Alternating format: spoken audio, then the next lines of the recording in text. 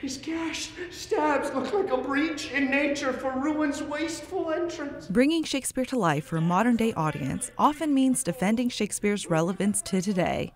For a Shakespearean actor, this requires an understanding of Shakespeare's language and an introspective look at the commonalities between themselves and the characters they play. And fixed his head upon our battlements. I had a director when I was in high school, and she told us, she said, you know what?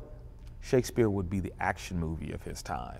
Something that's readily accessible to everybody, because he wrote for people who were studied and were learned and that were nobles and rulers, and he wrote for people who were illiterate. And this wide audience brought everybody in. Hold. Our job is to help the audience understand what the show is about and what this play is about. And I think the more that we study as actors, and the more that we have a backstory, and the more that we do our research and we know what's going on, the audience will know what's going on. Gentle, my lords, think o'er your rugged looks, be bright and jovial among your guests tonight. Oh, full of scorpions, eats my mind. Lady Macbeth just needs to fill a void, needs to satisfy a longing, needs to fulfill something, and she's very focused and driven to get that. And, you know, I think a lot of times in our lives we try to fill something just to make us happy.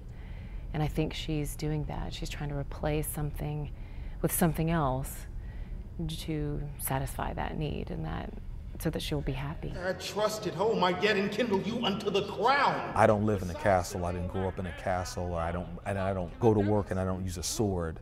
But there are things that I want to accomplish. There are things that I want for myself. There are family members that I love. He's all my exercise, my mirth, my matter. We see Banquo have this loving relationship with his son and be very loyal to his king. There are people that I love in my life, and there are things that I'm loyal to in my life. So I find out what we have in common, and we go from there. That's your starting place. So the truth of it is where we're trying to go.